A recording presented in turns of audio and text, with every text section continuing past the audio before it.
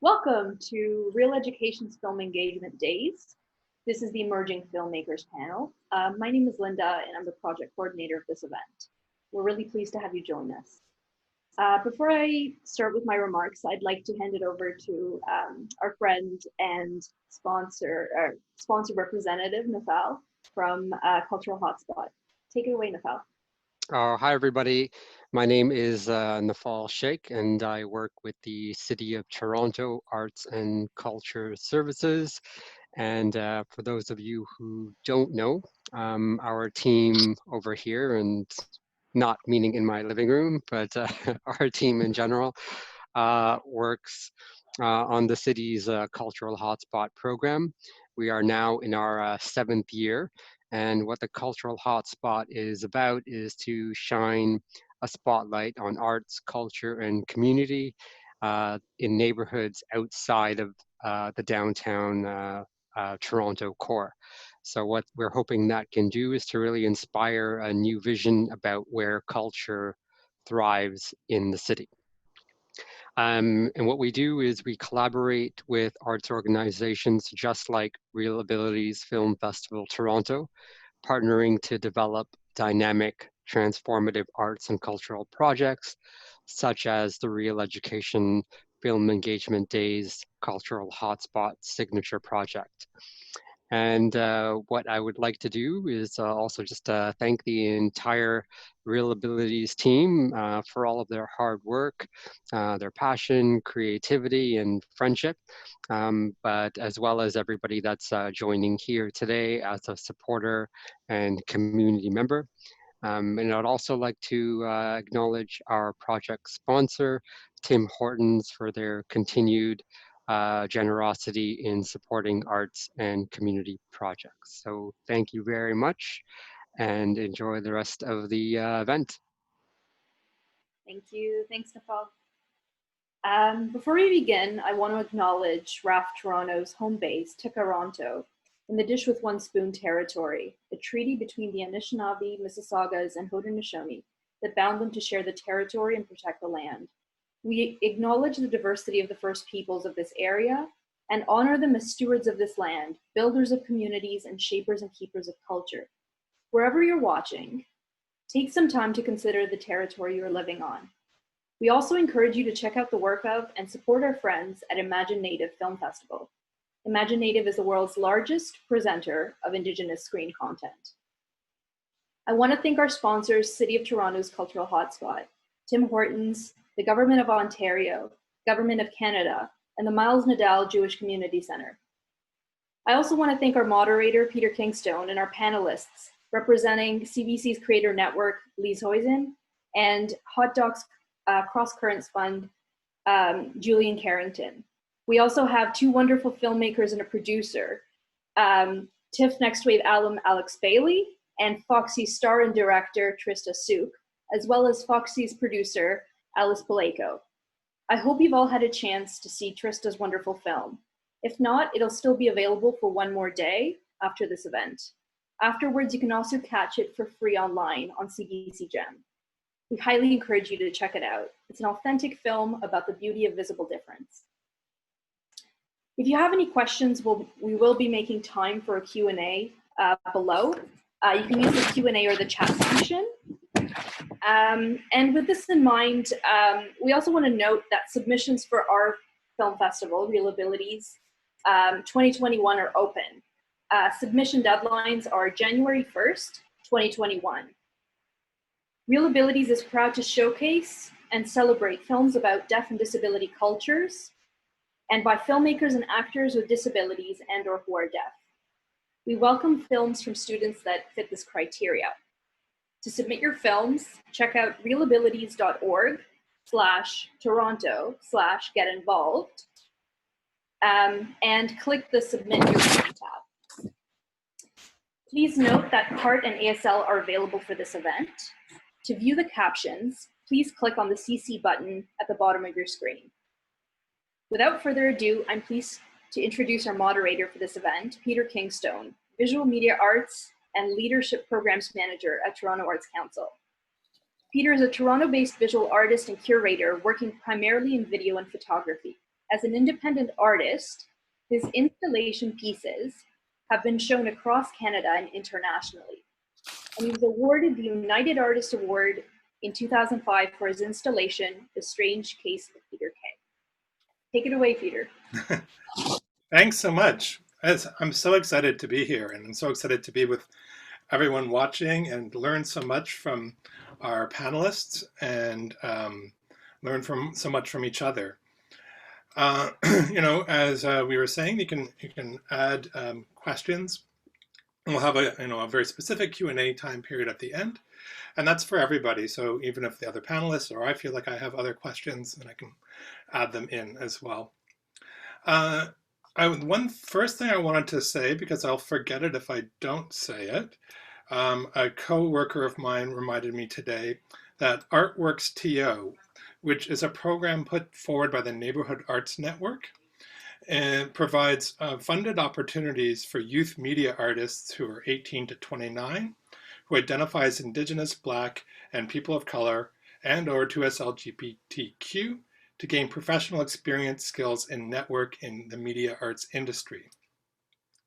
So if you're between 18 and 29 and fit one of those groups, I highly encourage you to check them out. You can always email me and I can give you that information again. My email is peter@torontoartscouncil.org. So the first thing I'd like to do is maybe just introduce everyone that we have, and then we'll start into some questions. So Lise Hossein, and if I'm mispronouncing your names, please correct me when you appear, is head of CBC's Creator Network. Previously, she was a producer at CBC Arts, where she worked with filmmakers across the country and produced video series, including the CSA-nominated Art Hurts. She still writes and hosts a video series called Art 101 and wrote and voiced a podcast last year for Black Coat White Art called Choosing Cancer. Over the course of her career, Lise has been an on-air arts reporter at Jazz FM 91 radio, an interview producer at CBC's George Stromanopoulos Tonight, and a sessional instructor at various universities. In a previous life, she was an academic at the U of T, where doctoral studies blended art history with animal studies. Despite this, Lise is terrified of bees and basically hates hyenas. I like that, art history and animal studies. Hi, Lise. Hi, nice to be here. So I'll just introduce everybody and then we'll start in, but it's great to see you. Trista Suk is a multifaceted creative known for directing, starring in her film Foxy.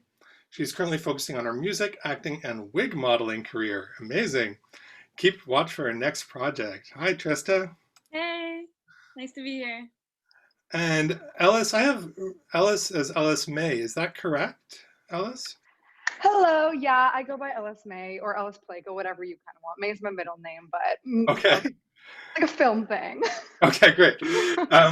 Ellis is the producer, co-creator, and co-writer of Foxy. Ellis is proud to be able to share her heart-touching film. Your differences will make you unique and deserve to be celebrated, and it's Ellis' mission to help people truly believe that. So we'll get to hear more about that particular project, Tris and Ellis's project, soon. Next, I'll introduce Alex Bailey, Indigenous, just seeing if Alex is there. Oh, there's Alex. As an Indigenous filmmaker, working in narrative and documentaries. There's Alex. And finally, but not least, Julian Carrington is a funds programmer and distribution manager at the Hot Docs Canadian International Documentary Festival. In addition to administering Hot Docs Film Funds, he oversees the festival's distribution marketplace, including the Distribution Rendezvous Pitch Meeting Program and the Doc Shop, the festival's on-demand industry screening library. Hi, Julian. Hi there. Thanks so much for having me. Oh, it's great to meet all of you. I don't know if I've met any of you before, but I'm happy to meet you this way, or I'd rather meet you in person, but this is fine for now.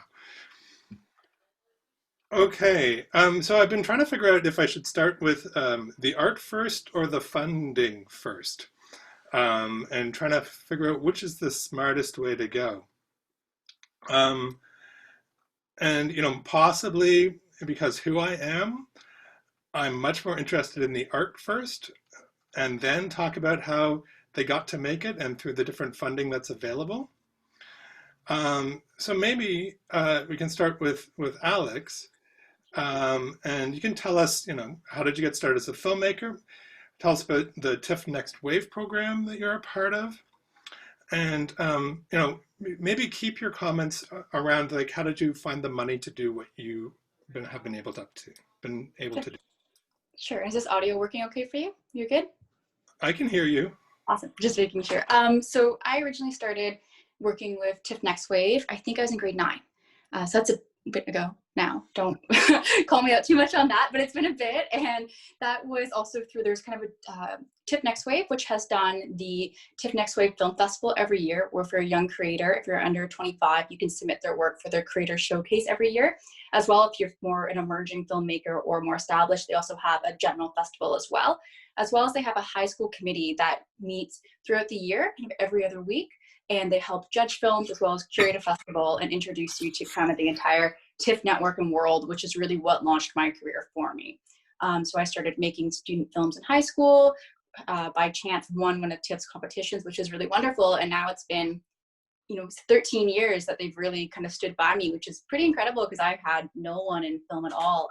So it's really a community that's very accessible for people looking to jump in who may not have the resources otherwise. It's also really fun. Like you go to TIFF in September and like have a bunch of events, you do screenings and help pick the films. And from that, they also have a massive amount of knowledge that they share with everyone. From TIFF Networks and connections in there, ended up applying to the National Screen Institute's Indigidocs program, where we did a short documentary that followed a queer biracial couple having their first baby through IVF. And it's an Indigenous woman and a white woman. The white woman surrogated her Indigenous partner's egg, and there was an Indigenous sperm donor. So in the end, it was a white woman having a fully Indigenous baby and their process of raising that child together and kind of creating their family. That funding came through Indigidocs, through the National Screen Institute, and they are really a great group of people who go out for you and go to like a bunch of little arts funding councils, bring it all together. And so you only have to apply to one source, and then you kind of get a bunch of buckets from a bunch of places like CBC, like Winnipeg Arts Council and things like that. So it's a really streamlined way. But when you start with Next Wave, it's kind of like your first foot in the door, which is really, really nice. And then they just like, any questions you have, they know the answers kind of indefinitely, which is amazing. So our short film now, we're up for maybe the Oscars next year. We qualified, which is nice. So it's like a $9,000 film, so we're happy with that. That's due to Hot Docs, because we won Best Canadian Short at Hot Docs, which was awesome. So it's all like very full circle once you get in the door, but it can take a second to do that. And through TIFF Next Wave Committee and through their festival in February, that's like for me was the best jumping point possible. Great, that's really interesting. Yeah, it's been a bit. Yeah, we'll be able to ask further questions. Let's talk to Trista and Ellis about their project Foxy. I don't know who wants to start. Take it away, Trista. Sorry, what was like the specific question? Tell us how you made Foxy, and if you can also talk about how you got the funding. Yeah, for sure. So Foxy was actually a student project. It was created for our last year practicum project, and it kind of just like exceeded all the expectations that we had for the film. It went way big. It honestly, we kind of went like overboard with it, and we like honestly put so much work and so much effort, so much time, and we had like a nothing budget, right, Ellis? Yeah, so Trista and I, we went to Ryerson for radio, television arts, and we decided, so Trista had us alopecia, obviously, and no one knew except for me because I actually kind of forced it out of her first year university at a residence party because I was like, something's up, we hang out every day, I know something's up. And it was like, it was a whole thing. She started crying, I yanked a bunch of my hair out to prove it wasn't a big deal, and flash forward, 3 years later, she's showing herself without a wig for the first time, despite hanging out every single day and living together. So I was like, oh my gosh, we need to do something to get you out of this, fun, to show the world that this should be normalized, right? And yeah, 2 girls who literally have never done anything film related at all in our lives, and we did a lot of crowdfunding. And this film was literally a nothing budget, and we just jumped 2 feet in, and it was 100% passion. That's the only reason it succeeded. Passion like drove this project more than anything. We were like full in feature length film for our first ever project. So did not expect that. And but so you know many what? elements too, like documentary elements, and then it's also a drama. There's musical, like original music. So many graphics. If you haven't seen it, you should see it. You should watch it. I want to see it. That sounds amazing. It's cute. And you said it's feature length, and it's all funded either crowdfunding or out of your pockets. All crowdfunding out of pocket. Yeah. Wow, that's amazing. I have more questions for you, but let's get everyone speaking. So, Lise, can you tell us about your role and sort of what programs that you offer and you're representing, and what sort of content are you looking for? Sure. Creator Network's actually been part of the CBC for the last few years, and we were, I guess you'd call us a talent development hub. So we would find young creators in the digital space, and then we would develop them. And so if you were on camera, maybe you would end up being in a series for CBC Life. If you were a filmmaker, maybe you'd make docs for CBC Arts, or direct a web series for CBC Comedy.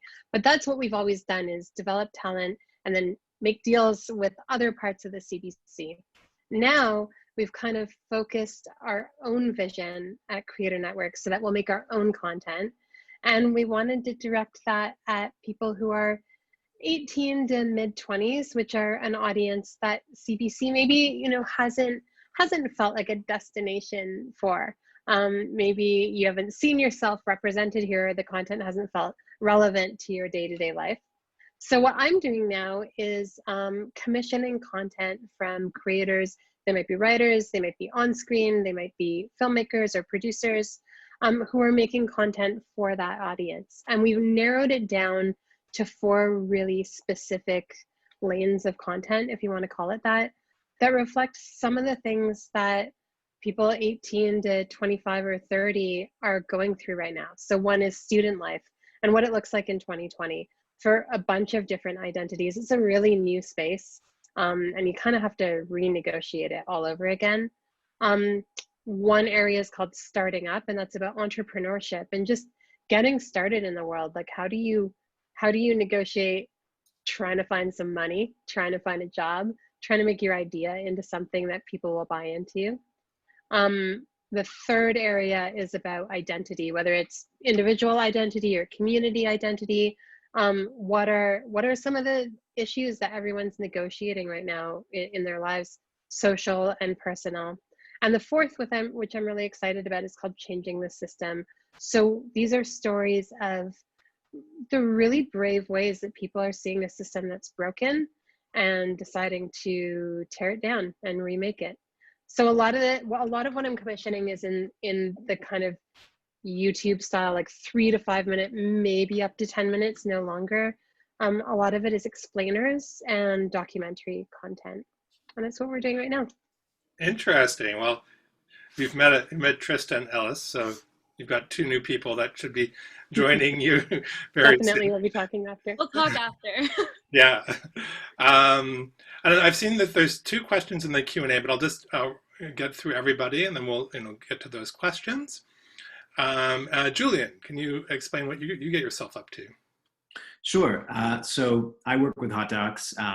As Alex mentioned, I think many are probably familiar with us as an exhibitor of films. We obviously have an annual festival that takes place every spring in Toronto, but quite apart from that, we have year-round activities. We operate the Ted Rogers, Hot Docs Ted Rogers Cinema, and also we administer a portfolio of funds, which is primarily where I work at the moment. So one of those funds is the Cross Currents Canada Doc Fund, and that is specifically to foster original storytelling from vantage points that have been historically underrepresented. So the fund is open to emerging and sophomore filmmakers who are Indigenous, Francophone, deaf, and or have a disability, or who are racialized. And the fund supports development and production of projects that are either feature or short form. and we grant up to $30,000 for the development of feature projects, and up to $10,000 for the development of short format projects, and up to $50,000 for the production of feature projects, and up to $30,000 for the production of short format projects.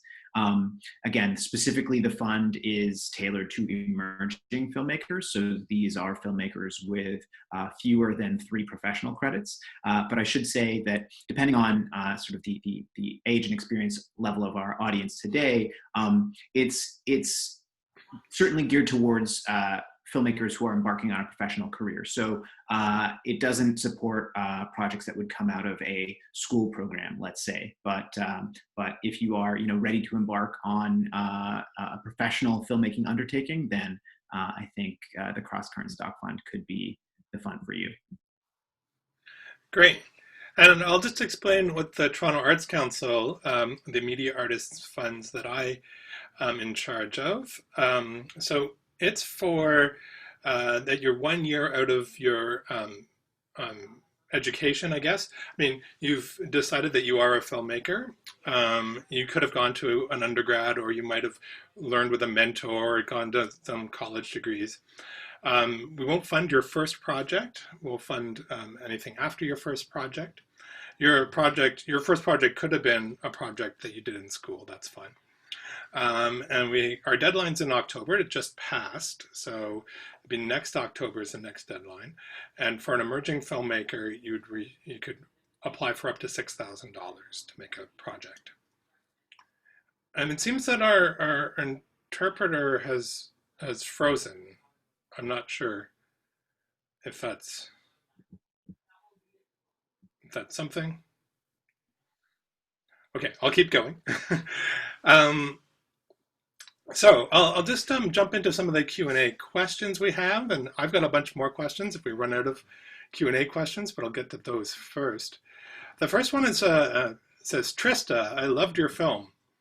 How did you take it from an idea to a treatment to a film?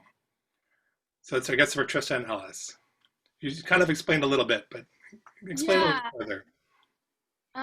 So the idea, like Ella said, came from her like hassling me about what I was hiding, I guess. And then, yeah, she's kind of like, why don't we do like our school project on your alopecia? And then I like laughed in her face. And then fast forward like a year, we're in pre-production writing the script. It was insane. And then shooting took how many months? Like 3 months, 4 months of shooting? Yeah.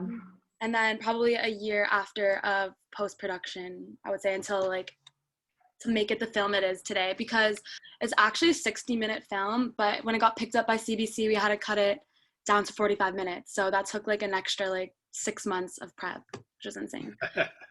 A lot more work than you'd think, for sure. We had no idea how much work it would be, but a huge learning experience, that's for sure. And dealing with such a personal topic, Trista, like you seem to taking you a while to come around to the idea of making a film. How did that come through in your brain? Like, what was your resistance to making it in the beginning? It's like an insane amount of resistance.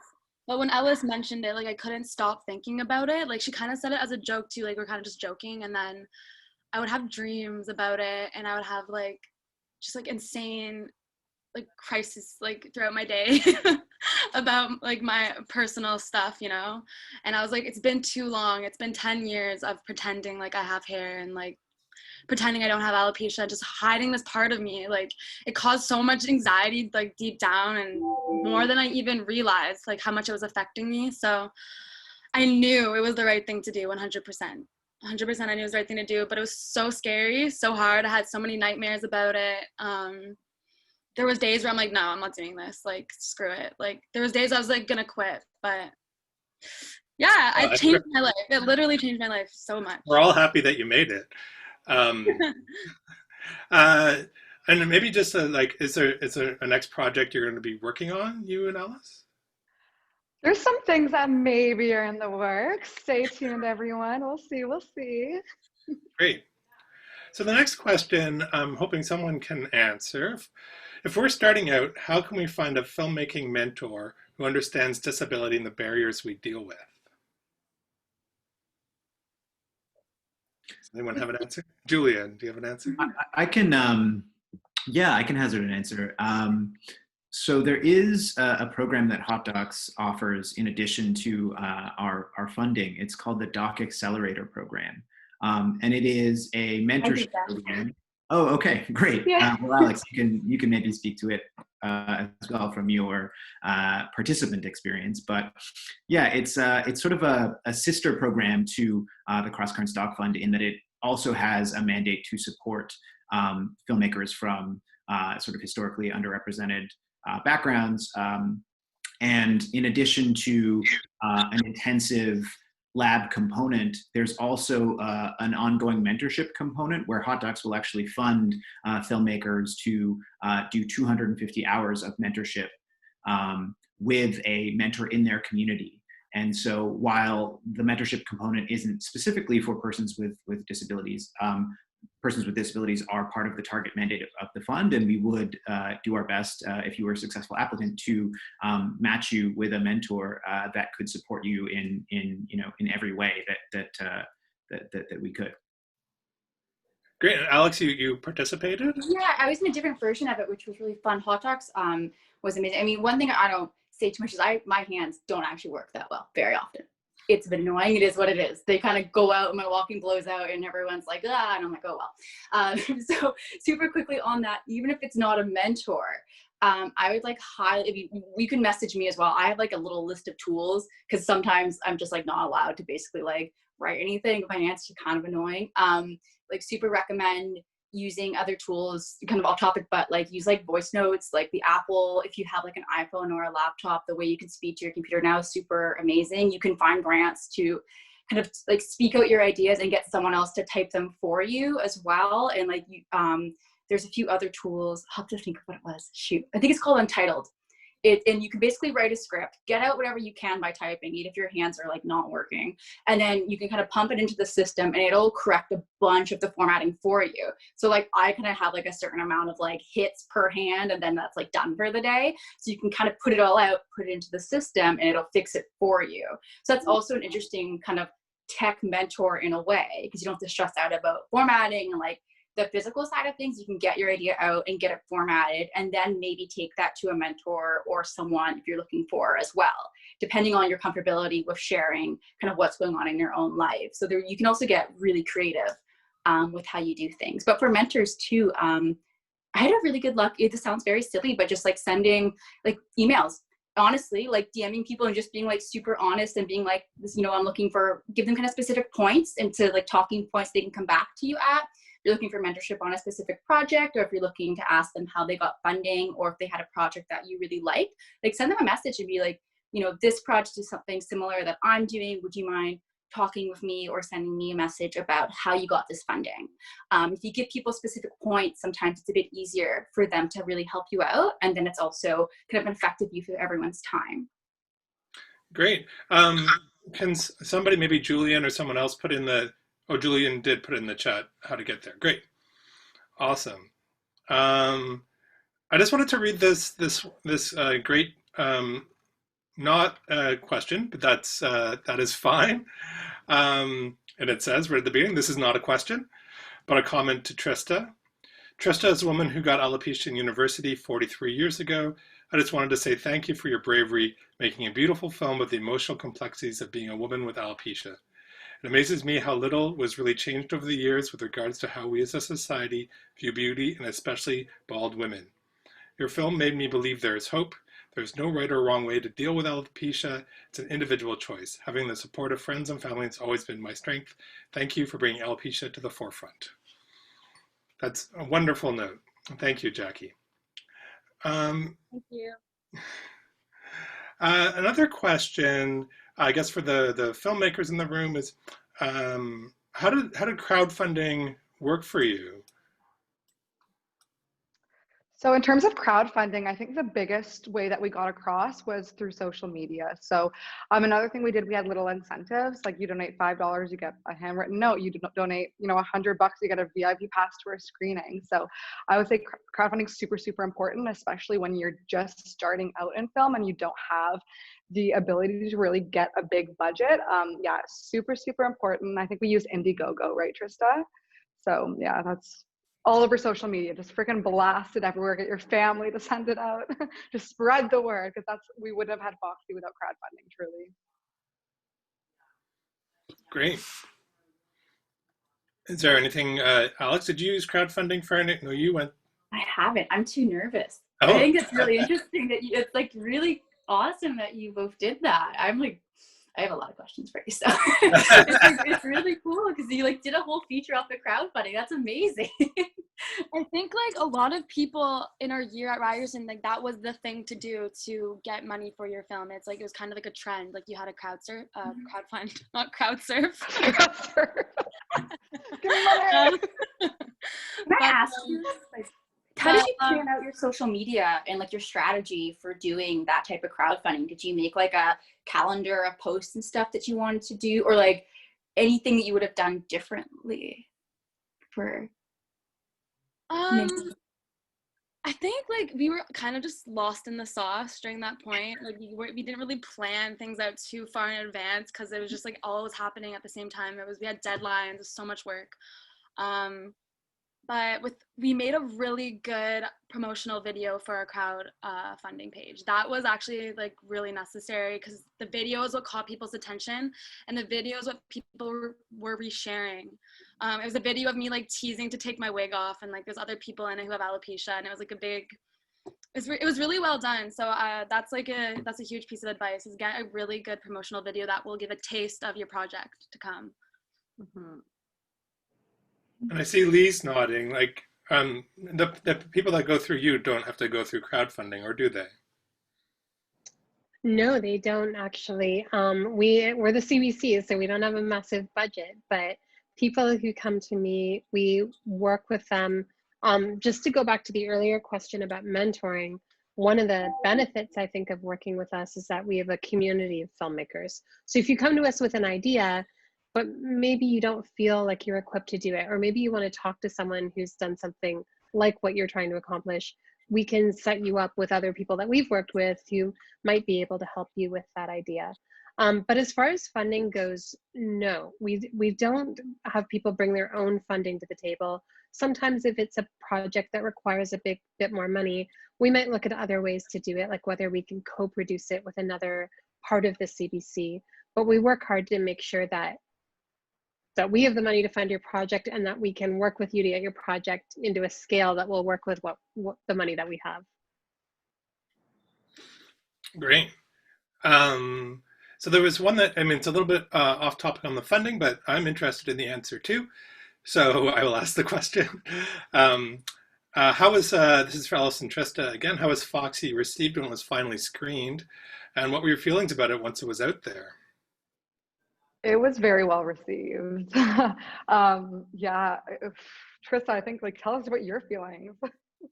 Well, the night of our premiere, which was the first showing, I think a lot of the hype surrounding, like all the people who were there, mainly were there to see me without a wig on. I mean, that was kind of like the hook that we had for Foxy. Is like all of our trailers and promotional videos like ended like with me just about to take my wig off. That was like the big reveal. So yeah, that night was incredible. It was a sold out show. There was like 300 people there. I took my wig off for the first time in front of a live audience. It was insane. And from there, it just really took off. Like, it was really, really, really well received. And not only with those who have alopecia, but other people can relate to this film too, because, you know, everyone has something that maybe they're hiding, something that they're not really exposing about themselves, something they're really insecure about. Everyone has something that they're insecure about, right? So it goes so much further than alopecia. Great. Maybe this is for Julian, Alex, or Lise. So who can pitch ideas, or how do you get into a space where you can pitch things, or who's open to being pitched at? Maybe we start with Julian, because you're at the bottom left of my screen, and we'll go. diagonally up. Sure. So for our funds, we have application windows that vary by fund. So in the case of the Cross Currents Fund, we've selected projects for this year already, but the fund will open again early next year. And probably the best way to stay on top of that is to sign up for our industry newsletter, which will just ensure that you get a notification each time we do a call for applications to one of our funds or one of our programs.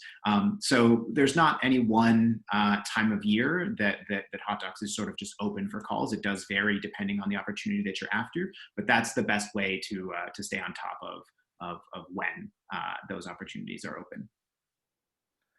Great. Alex, do you have, yeah. For sure. So for TIFF Next Wave, what's kind of fun too is that you don't necessarily have had to make a film. Like you can be in high school and maybe you just like really love movies, or like you're like me and spend all your time in a movie theater. And if you're between grade 9 and grade 12, you can apply. I believe the application's in March 2021. You don't have to have like any previous film experience, like at all, as long as you're like super passionate about storytelling and movies. That's what they really, really care about.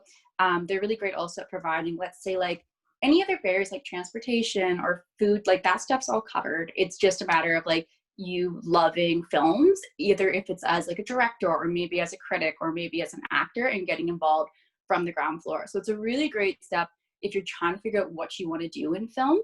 Then you can kind of go to TIFF Next Wave as a high school student and become to that. TIFF kind of has 4 main things. So for Next Wave, so there's the committee, which opens in March 2021. That's like for high school students if you're looking to just kind of like break in or like explore film. Maybe you're not sure, but you're really passionate about it. There's the actual festival that's in February, which is from the 12th to 15th.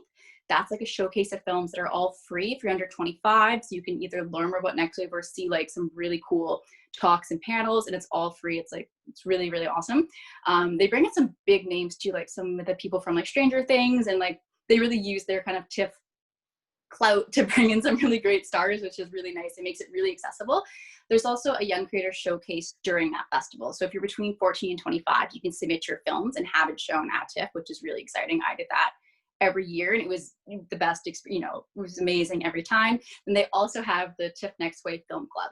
So that's like once a month where they usually gather in a physical space, but I think they're also doing it online. I'm not totally sure, but where you kind of meet other people who are in high school, like university, and talk about films kind of on a larger scale and a bigger level. And that's a really nice way to meet people, because like, I don't know anyone in film at all when I started out.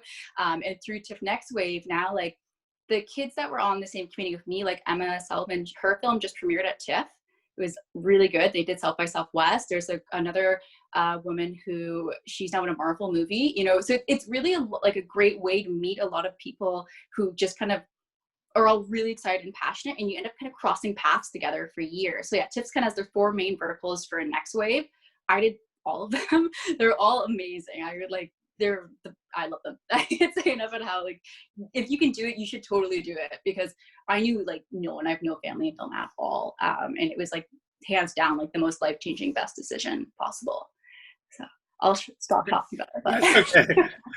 Lise, how do they pitch to CBC?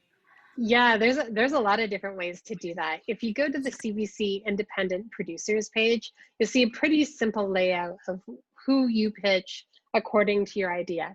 There are big development meetings where if you pitched an unscripted or a doc idea, or if you pitched a scripted idea, there are teams of people from different departments who get together and look at those pitches and decide where they should go.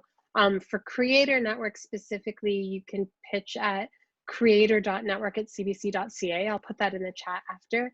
But one of the nice things is that I find about CBC for creators that are coming in for the first time is that we all share ideas at the CBC. So if you come to me and you have a project and it's not right for me, but I think there is someone that it's right for, I'll make that introduction. The other thing is that in most cases, if you pitch something and maybe it's not quite up to speed, but we see like a kernel in it, then someone's going to sit down and talk to you and help develop that idea.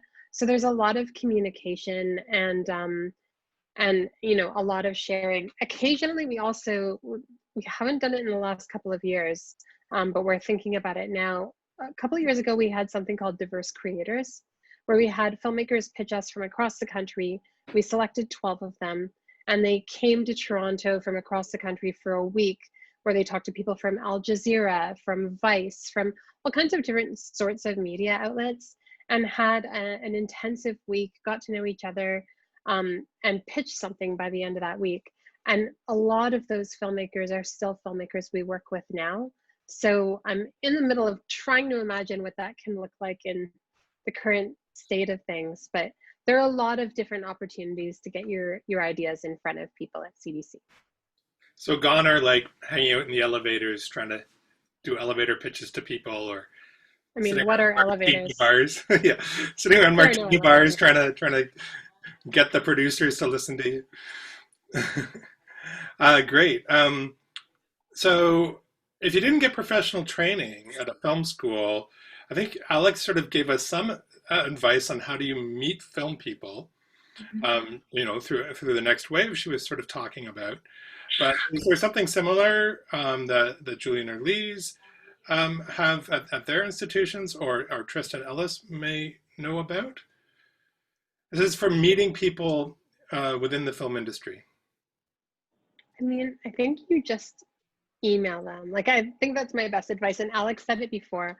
Don't be afraid to reach out to someone who's doing something that you really like and asking for advice or asking to start a correspondence. I still do it myself with you know, doc series that I might see where I just really want to know that director and get some advice. So yeah, don't be afraid to reach out is my advice. Yeah, for us too, like via email was a big one. And our biggest advice would probably be make your email unique and make the subject line and make the very beginning of the email unique, something that's going to catch their eye, because people get so many emails from so many people saying very similar things, right? So just be creative about it. Yeah, I remember in like the email, I think we said the first sentence was like, before you throw this email into your trash bin, hear me out, or something like that. And it worked. People were like, wow. A lot of people responded being like, oh, like your first sentence got me. So yeah, just be a little creative with it. With regard to hot docs, in a typical year, we have something called our Kickstart Pass, which is an opportunity to participate in our industry conference at a reduced fee for one day, where the programming is really geared towards emerging filmmakers. And so those conference sessions are obviously opportunities to connect with other emerging creators. But you know, maybe this is a longer term strategy as well. I think to some of Alex's point about sort of being part of a community, you know, the film community in a city like Toronto is actually not all that big. And if you, again, in normal times, if you're able to come out to screenings, you know, when we're all able to be in the same physical spaces, you just find that you're likely going to see some like-minded folks over and over again. And the film industry is a very relationship-driven one, and just sort of forging those friendships, those connections. Again, this is more of a long game, perhaps, than kind of cold emails, which have their purpose very much so, but I do think that there's also tremendous value in building longer term collaborative partnerships. So just showing up, participating, coming to screenings when that's a thing that we can do is always a great idea. The other thing I'll slip in really fast is contact the unions. If you want to, you know, maybe get a job on a set in a different department, like I used to be like, somehow in university, I was an AD. It was a interesting experience, but it was great. Like I learned a lot. I learned way more there from at film school, to be honest, because it was you learn quickly. But it was to be honest, that's how I also paid my university. It is a physically demanding role. That is the only thing at the time. I hope it's a bit different, but you can also find people who. Like if you want to do like the wardrobe department maybe, or explore that, like reach out to IATSE, reach out to NABEC. The DGC has a program with POV 3rd Street to get PAs jobs, which is really awesome. And like I was a PA and that's how I paid for school. So it's, yeah, with the DGC, they're really great, to be honest, if you kind of go into their PA program. And then from there, it's really just like showing up on sets and respectfully knocking on the door and then coming back 3 weeks later again. And again and again and eventually someone will hire you. It takes some time, and it's not personal. And that took me a bit of time to wrap my head around, was like, they actually probably didn't see it, and just like respectfully, you know, knowing what that line is, but still going back and showing that like, I'm really passionate about this, and like, I'll do, you know, what it takes. So yeah, DGC POV program, I think it's through POV Third Street, to help Black creators get into DGC. It's really good as well. Amazing. So as an emerging filmmaker, I was once an emerging filmmaker. What should I know? What is the most important thing that I should know? We'll start with Trista. What is the most important thing I should know? As an emerging filmmaker, the most important thing you should know, I think just honestly just like thinking a little less and doing a little bit more. I think just like going for it and without second guessing things too much, and just being like, I can do this. I think a lot of it's confidence as well, being like, I can do this, because that's really what drove Foxy, was like, I'm not taking no for an answer, I'm doing this. Right, Ellis? Like, I feel like it was just like super like, oh, I don't know how to do motion graphics, but I'm gonna do it anyways. Like, I'm gonna teach myself, or I'm gonna find someone who knows how to do it. You know what I mean? Like, it's just doing it. That's what I would say. Lise, what do you think an emerging filmmaker should know? Exactly the same advice. I think you have to just, you know, learn on the fly, ask a lot of questions, and just try to get going. You know, in my role at the CBC, I don't come from the film and television industry at all. So in a different way, I did the same thing. You just kind of forge ahead, ask a lot of questions, and do a lot of learning on your own. But I'd agree, if you gotta know one place, you keep going somewhere else, and just keep developing your idea, and don't give up. Great. Alex, what do you think? I wish I was better at like social media, like, because I've had some friends who made kind of like, a lot of them, or one or two comedian friends who are just like who made really funny Twitter accounts, and actually ended up getting really substantial offers for jobs at like networks. And they really like, the going through broadcasters is really wonderful, but if that doesn't happen, it may just be that your project isn't, like, I've had this happen so many times, project just isn't what they need right then, and that's okay. But you can still try and do it maybe online or something like that. And as you know, audiences are really accessible in some ways, right? So if you find more success in putting things out online and having great engagement with the community that you really connect with, like, that's really cool too, and like super amazing. So as long as you can either, like, there's a lot of different ways to do it, and I tend to get kind of frustrated, and like, I'm like, oh, like, that didn't work. But sometimes it's just mandates that need to be met for content, or for type of content they're looking for, or maybe there's already another project that's similar that's in development, so your idea still might be really good. It's just like they already have something that's really similar, and you might not necessarily always get that feedback. So don't necessarily take a no as like, I'm horrible, but like there's so many other things going on. And you can always, like, kind of what like they're saying, you can always go do it yourself. If you like it, other people are going to like it. Like, if you really believe in it and you connect with it, it's going to go somewhere. Right? So that's what I think, at least. But And Ellis, what do you think you should tell an emerging filmmaker? I think be very careful about who you bring onto your team. Ensure that they match your drive and your passion, and also the importance of contracts, because one of the biggest things I've learned in this industry is some people that you will never expect to kind of like, you know, well, like a lot of people just like don't necessarily have the same mindset as you, and just be really careful and just really ensure that you share your vision and they match your vision. And Julian, what do you think? Well, yeah, I would certainly echo Trista and Lisa's comments about confidence and persistence, but maybe I'd also add that you don't need to feel as though you are any less of a filmmaker if that's not something that you can do sort of full time right away, or even, you know, later in your career, especially in the nonfiction space.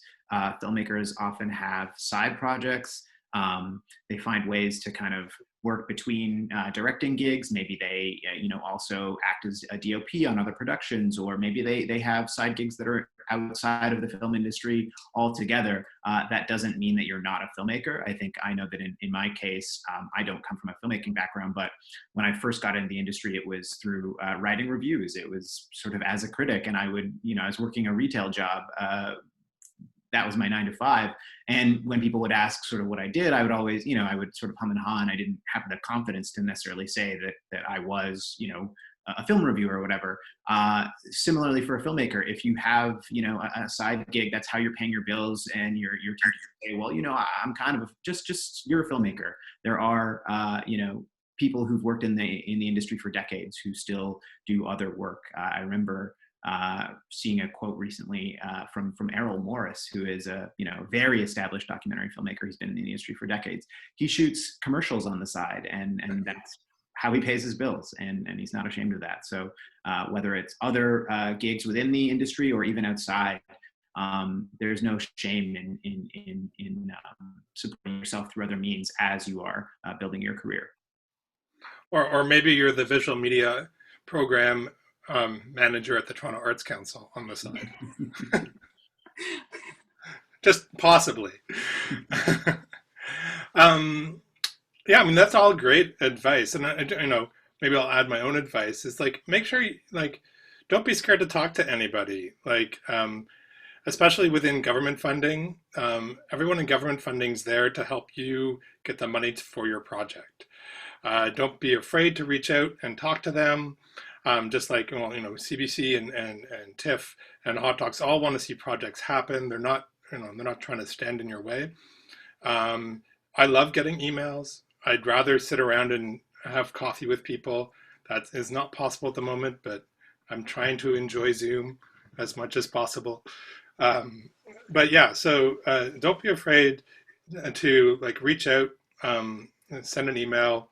And even if it's not even a fully formed idea, we can, possibly link you to other people. So we have about, I guess, 5 minutes. Tell me if I'm wrong, Linda. But someone has asked what advice you give to screenwriters. I don't know if anyone here is a screenwriter or has. I did a writing internship with you on a TV show. No, I was an assistant on The Next Step, which is a Canadian show, in the writer's room a while back. They're great. There's so many opportunities in Canadian, specifically children's television writing. There's so many really awesome shows that are made in Canada. And there's so many writing rooms here as well. And if you can have, a few samples that you are really confident in and you can send them out, I think that's really, really awesome. And if you can get your foot in the door as a shadow or as a writing assistant, that's one way to do it. But also just write your own script and maybe find friends to put it out there, or maybe you show your writing talents to a podcast or some other sort of thing if making a film isn't totally possible for you right now.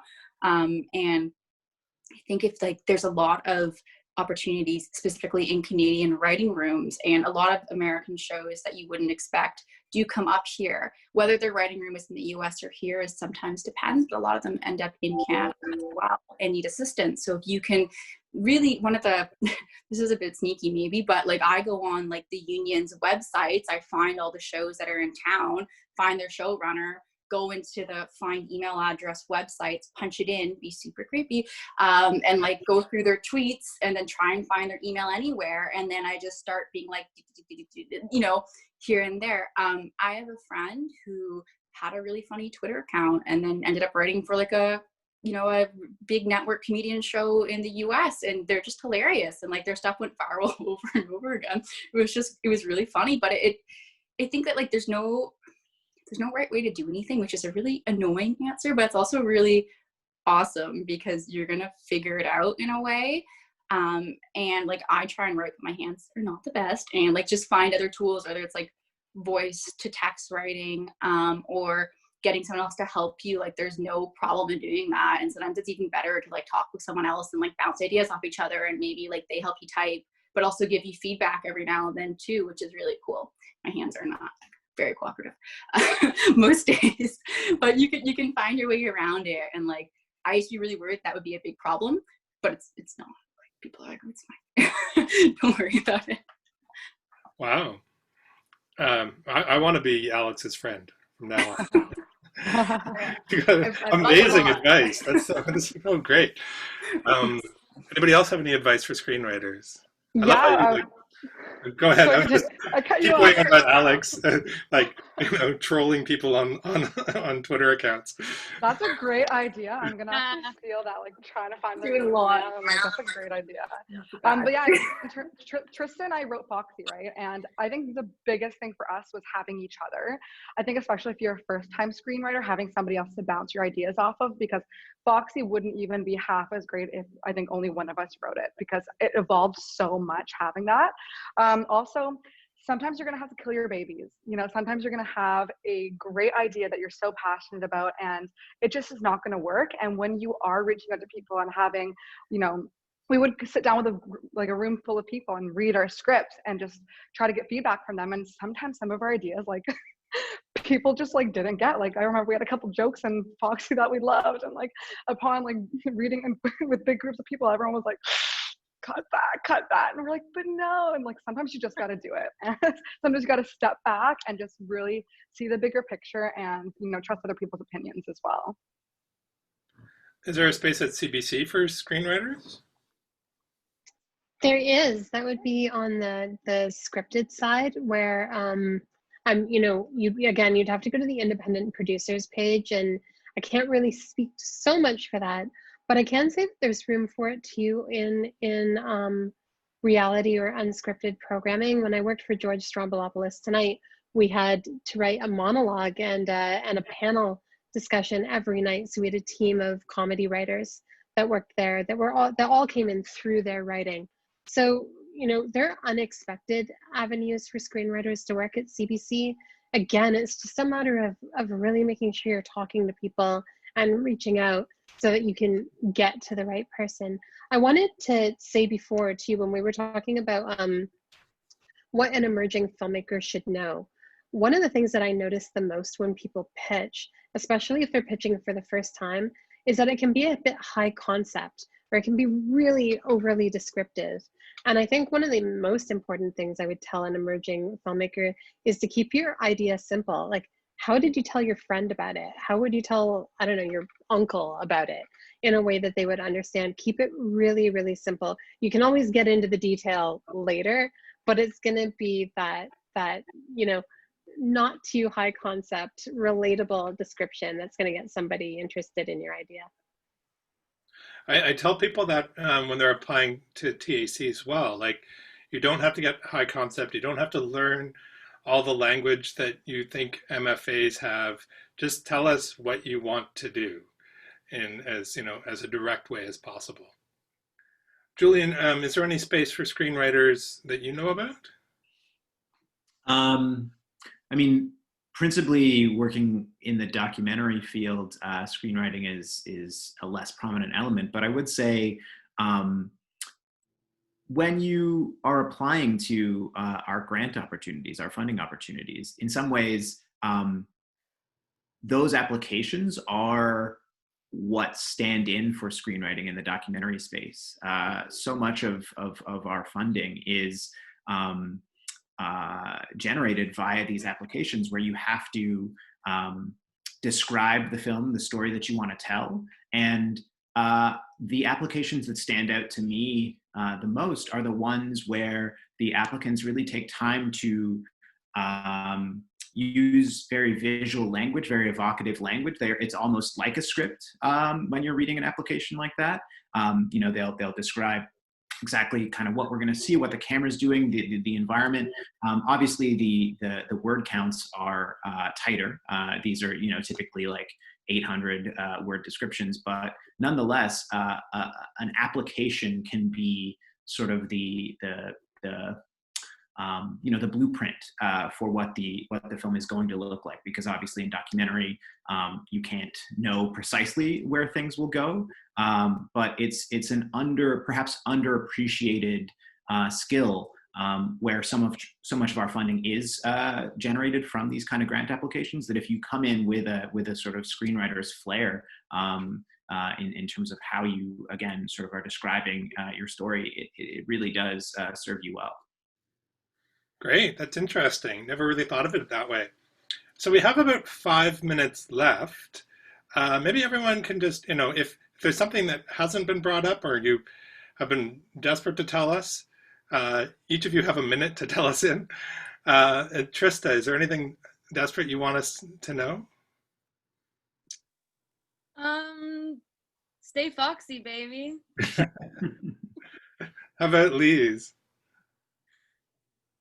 Just when you're thinking about an idea, make it something that really matters to you. Don't try to please anybody. Don't try to speak to an audience. And do something that matters to you, that you have real passion about, because it's going to translate when you bring it to us.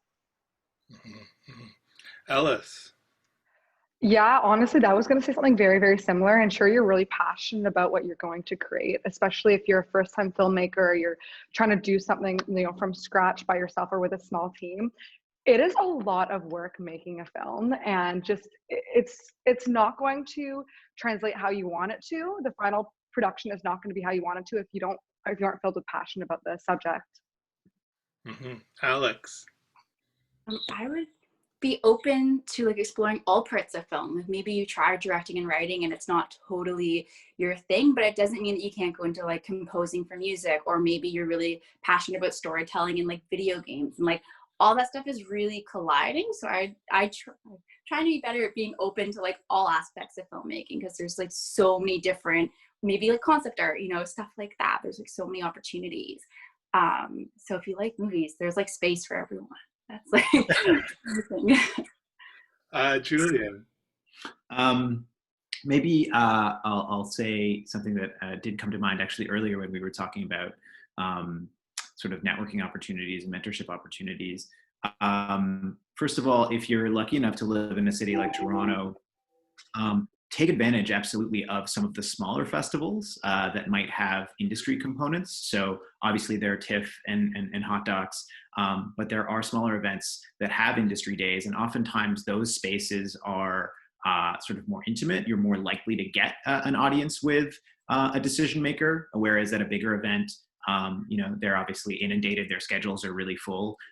So just pay attention to the huge diversity of festivals here in the city. Again, many of them have industry components. Absolutely take advantage of those. And then also, look at organizations that might be at your disposal, like, for instance, LIFT, Liaison of Independent Filmmakers, or if you're in the documentary space, there's the Documentary Organization of Canada. That's a very kind of community-driven organization, and that's a great space to, again, make connections, get referrals for projects, just sort of build up your personal network. And I think in many cases they have student rates. So again, if you're emerging in your career, they can still be accessible to you. Great. I mean, that's almost all that sounds exactly like me, what I end up saying. Yes, I mean, at the moment, the festivals you might be are playing right now are Imaginative, the Workman Arts one, which is Rendezvous with Madness, Real Asian's about to start. So all those festivals, and they all have industry components to them that you can also check out now online, pretty for nothing. And there's Lyft. And if you're using video, you can go to Charles Street Video, and Trinity Square Video has student rates. They are also thinking beyond just a single channel film and video, doing video games and multiple, channel explorations.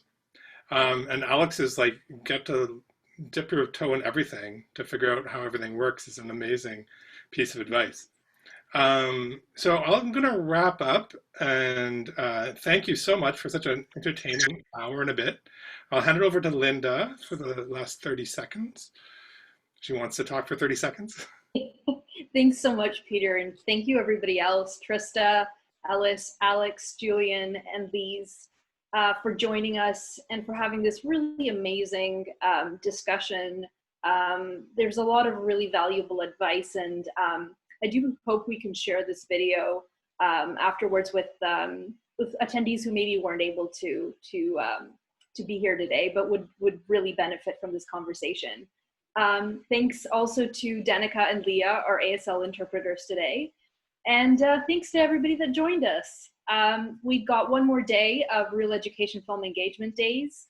A little bit more for younger audiences, but we'd love it if anybody's interested in a panel on challenging disability stereotypes. That'll be tomorrow at this time at 1:30. Thanks so much. Have a good day. Bye. Thank you. Bye. Bye. Bye.